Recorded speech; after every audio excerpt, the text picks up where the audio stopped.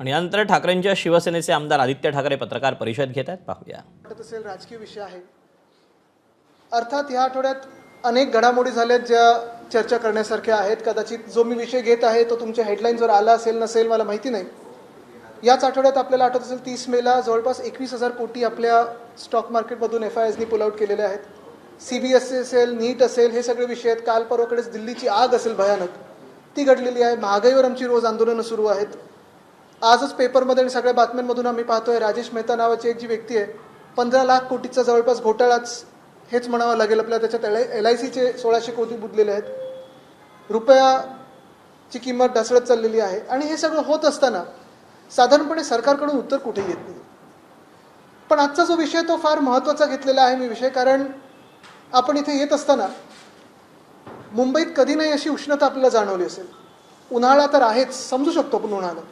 आत्तापर्यंत पाऊस पडायला पाहिजे, नाही पडायला पाहिजे, अंदाज जो लागतो ते डिपार्टमेंटचं खरं ठरतं खोटं ठरतं. पण आजचा जो उन्हाळा आहे, आजची जी उष्णता आहे ती एवढी भयानक आहे, आपल्याला वाटते की लू सुटलेली आहे. आणि आपण उत्तरेतल्या कुठच्या राज्यात आहोत जिथे उष्णतेच्या वेळी जसं एक आपल्याला वातावरण वाटतं तसं वाटत आहे. पण हे सगळं अचानक घडलेलं नाही आहे. हे अनेक दिवस अनेक वर्ष आम्ही ह्याच्यावर बोलत आलेलो आहोत, विषय मांडत आलेलो आहोत, लढत आलेलो आहोत, झगडत आलेलो आहोत.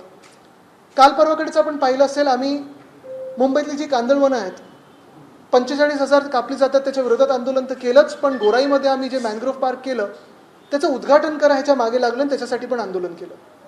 आज जो आपल्यासमोर विषय आणत आहे तो हाच आहे की गडचिरोलीमध्ये एका टायगर कॉरिडॉरमध्ये मायनिंगसाठी परवाने दिले जात आहेत. आम्हाला सगळ्यांना माहिती आहे, आपल्याला देखील माहिती आहे की मायनिंग हे अनेकदा जंगलांमध्येच होतं, जंगलाच्या आसपासच्या परिसरात होतं. तिथे ही जी एक नॅचरल वेल्थ असते, नॅचरल रिसोर्स असतात त्या आजूबाजूच्या परिसरात असतात. पण हे जे चाललेलं आहे, हा प्रकार जो चाललेला आहे तो एवढा भयानक चाललेला आहे. आणि राज्य सरकार आणि केंद्र सरकारमध्ये कसा ताळमेळ नाही आहे, कशी सांगड घातली जात नाही आहे, कशी एकामेकांच्या परवानगींसाठी पण थांबत नाही आहेत, एखाद्या उद्योगपत्यांना देण्यासाठी कशी ही रेस लागलेली आहे, ह्याची क्रोनॉलॉजी आपण समजून घेणं गरजेचं आहे. आपण पाहिलं असेल अरावलीबद्दल तर विषय घेतलेलाच आहे. तिकडच्या स्थानिक जनतेने रस्त्यावर उतरून आंदोलन केलं, चिपको आंदोलनसारखं आंदोलन केलं. महिला असतील, पुरुष असतील, लहान मुलं असतील, वयोवृद्ध असतील, सगळे उतरले आणि त्याच्यासाठी आंदोलन केलं. अरावली वाचवण्याचा प्रयत्न केला आणि सरकारला त्या निर्णयावर मागे जायला लागलं. अंदमानबद्दल तर चर्चा जोरात सुरू आहे. अंदमान नष्ट झालं, तिकडची जी एक नैसर्गिक संपत्ती ती नष्ट झाली तर काय राहणार नेमकं त्या बेटांवर, हा देखील एक प्रश्न उपस्थित होतो. मागच्याच महिन्यामध्ये नाही तर त्याच्या थोड्या आधी म्हणजे मे आणि एप्रिलच्या महिन्यामध्ये चंद्रपूर इथे लोहार डोंगरी नावाची एक माईन उघडणार होते. तीही ताडोबा आणि अजून एका टायगर रिझर्वच्या बरोबर टायगर कॉरिडॉरमध्ये होती. मी तो विषय अधिवेशनात घेतला. तिथे बंडू धोत्रे आमचे मित्र ते उपोषणाला बसले आणि सरकारला त्याच्यावर मागे जायला लागलं. पण गडचिरोलीमधला विषय एवढ्यासाठी महत्त्वाचा होतो कारण तिकडचे जास्ती करून जे प्रकल्प असतील ते तेवढे मीडियाच्या लाईमलाईटमध्ये किंवा राजकीय पक्षांच्या लाईमलाईटमध्ये येत नाहीत. आणि आता जर आपण पाहिलं तर गडचिरोलीमध्ये जी गावं आहेत, हेद्री आहे, बांदे आहे, परसलगोंदी आहे आणि राऊंड परसलगोंदी आहे, तिथे ताडोबा इंद्रावती टायगर कॉरिडॉर मध्ये हे मायनिंगचं प्रोजेक्ट लॉइड्स कंपनीला दिलं जात आहे. हे कुठच्या कंपनीला दिलं जात आहे देणं घेणं नाही, त्यांचा तो अधिकार आहे कुठेही घेण्याचा. पण ज्या प्रकारे दिलं जात आहे आणि जिथे दिलं जात आहे त्याला स्थानिक जनतेचं, पर्यावरणवाद्यांचं, जे कोणी लॉजिकल विचार करतात ह्यांचा आणि आमचा सर्वांचा विरोध आहे. ह्याचं कारण एकच आहे, कारण हे जे पूर्ण माईन दिली जात आहे ती बरोबर प्रोटेक्टेड टायगर कॉरिडॉरमध्ये दिली जात आहे. पण गंमत अशी आहे की एका बाजूला केंद्र सरकार, एका बाजूला केंद्रीय जे खातं आहे ते सांगतं की हे टायगर कॉरिडॉर आहे.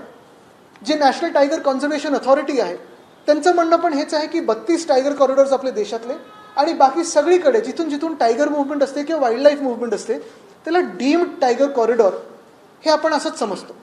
पण आता तुम्ही बघा, गंमत अशी झाली आहे, हे डीम टायगर कॉरिडॉर किंवा टायगर कॉरिडॉरची जी अट आहे ती डायल्यूट करण्यासाठी मागच्या वर्षी म्हणजे 17 एप्रिल 2025 रोजी state board of wild life जो आहे आपल्याकडचा राज्यातला, त्याचे अध्यक्ष मुख्यमंत्री असतात आणि बाकीचे जे मेंबर्स आहेत, मग त्याच्यात काही टेक्निकल मेंबर्स असतात, काही NGO असतात, काही फॉरेस्ट डिपार्टमेंटची लोक असतात. त्यांनी 17 एप्रिलच्या दिवशी निर्णय घेतला की आपल्या राज्यातले सगळे टायगर कॉरिडॉर्स किंवा हे डीम टायगर कॉरिडॉर्स डायल्यूट करून टाका. इथे तुम्ही लायसन्स देऊ शकता, परवाने देऊ शकता. कशासाठी? तर खणींसाठी, मायनिंगसाठी लायसन्स देऊ शकता.